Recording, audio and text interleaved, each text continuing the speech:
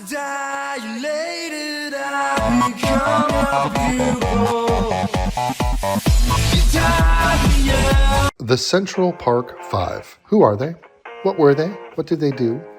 It was a group of blacks and Puerto Ricans, what we call a murder of colored people, in Central Park in 1989. They were beating up people, robbing people, harassing people, and raping people. Trisha Miley, in particular, was raped and beaten to death, almost. This upset people. It upset a local real estate tycoon named Donald Trump, who said, hey, we should probably kill people who kill people. Pretty solid moral foundation there. I think the Bible might agree. Eye for an eye kind of thing. But we don't need the Bible. We have human intuition and just sanity, which would tell us, yeah, these people should be punished for what they did. And it's wrong to rape. Yes, I'm willing to say it in public. I'm against rape. Now, the fact that these dudes were a bunch of PRs and bleeps, while that shouldn't matter, I mean, it should matter in the sense that we should keep track of who does the bad things, and they do a lot of the bad things, disproportionately, per capita, look it up. I didn't rape anyone in Central Park. I was born right next to Central Park. Never raped anybody. You don't see me beating and raping a 28-year-old investment banker. But she lived on the Upper East Side. I'm on the Upper West Side, so my dick is far away from her. But also I have no inclination to do it. But these young guys did, and they did do this. Now, why does this bother me? Because for as obvious as this is to me, an Eagle Scout who actually cares about rape, virtue. Gary!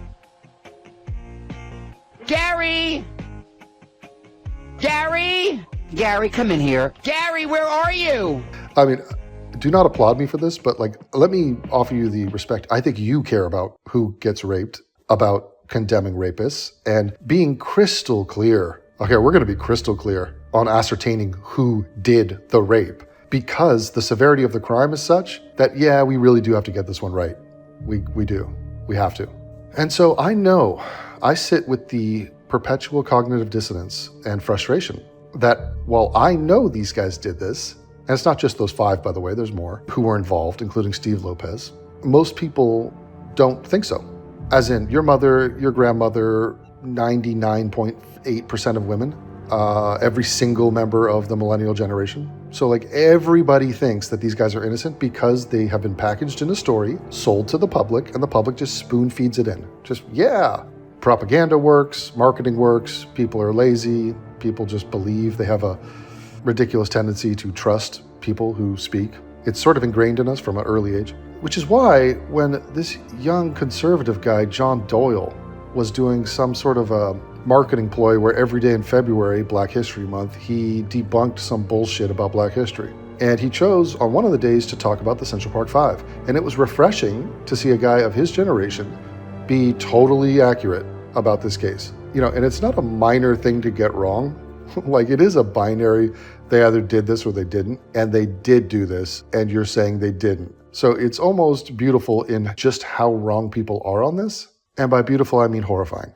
This is what John Doyle said about the Central Park Five. Day 21 of exposing Black history because it literally didn't even happen. We've all seen the Netflix drama When They See Us, right? 5 innocent black teens railroaded for allegedly raping a white jogger in 1989 Central Park. They're exonerated by DNA evidence. Now they're all heroes speaking at the DNC about systemic racism. Heartbreaking injustice, right? Nope, it's a lie. The 5, ages 14 to 16, get arrested after a night of wilding. They're attacking bikers, they're beating a man nearly to death with a pipe, and they assault jogger Trisha Miley, who's left in a coma with massive injuries. Their own lawyers admitted defense was impossible. All 5 literally gave detailed videotaped confessions. It's funny that he cuts to these videos. These 2 top guys were not part of the Central Park Five. Those were 2 guys who implicated the 5 involved and Steve Lopez, but those guys didn't do it.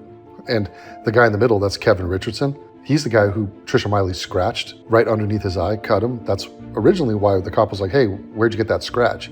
And he goes, oh, the female jogger did it. And they're like, what? Oh, you mean the one we found raped and bloodied, that one? So this is what Kevin Richardson actually looked like. He looks like a defensive lineman or a linebacker or Mike Tyson. And in When They See Us, Ava DuVernay cast this guy, this runt, this Mr. Hanky, this guy. I think I honestly have pinched out loaves larger than this dude. And that's supposed to be Kevin Richardson. That's the hulking, menacing black dude who attacked Trisha Miley. No, surely not this little guy. Webster? No.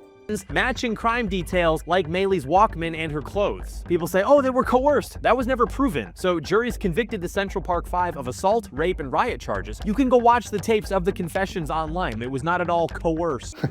He just went back and showed the same two guys. This guy with the glasses didn't do anything. How are you condemning this dude? Like, this guy literally pointed fingers and was like, oh, I saw those other dudes do it. And this guy back here looks like Bobby Brown. He didn't do it either. Okay, like, let's be a little bit more accurate. Jesus, like, the truth does matter.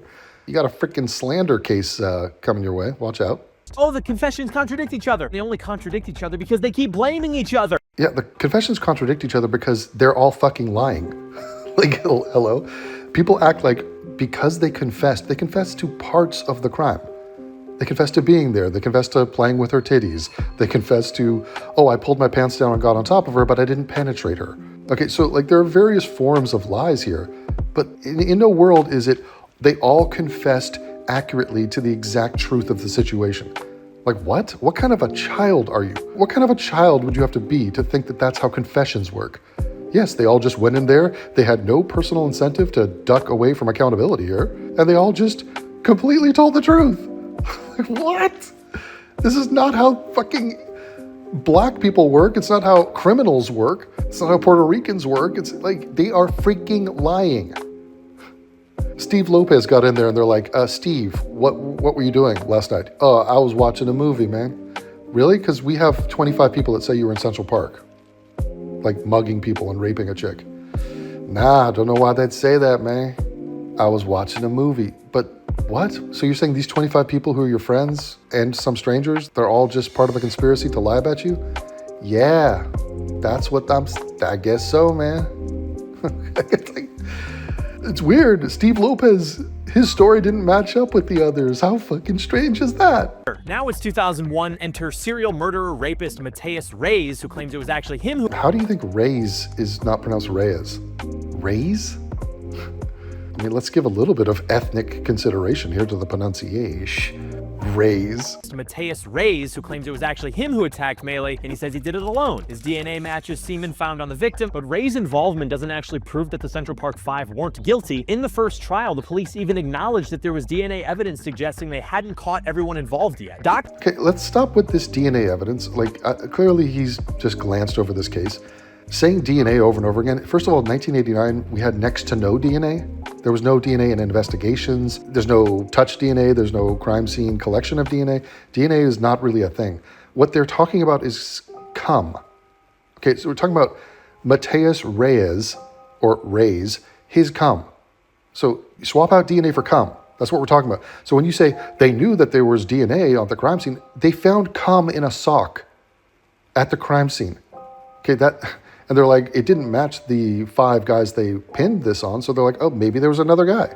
And yes, there was another guy. Yeah. Doctors said Maylee's injuries suggested multiple attackers. Trisha Miley, she said, for sure I was attacked by multiple people. Like, the fact that they pinned it on one person, she said, that doesn't make sense. Like, it literally is not what happened to me. There was a gang, a gaggle, again, a murder of blacks in Central Park wilding out. And her injuries suggest this, also her personal testimony, even though she blacked out most of it because it was highly traumatic. And it seems really unlikely that skinny 18-year-old Reyes could have dragged Maylee, 300 feet all by himself? Wait a minute. He was a perfectly fine athletic specimen. He's not that thin. This is a weird thing to say. Yes, he could have dragged... First of all, Trisha Miley was very small. So he could have pulled a woman aside.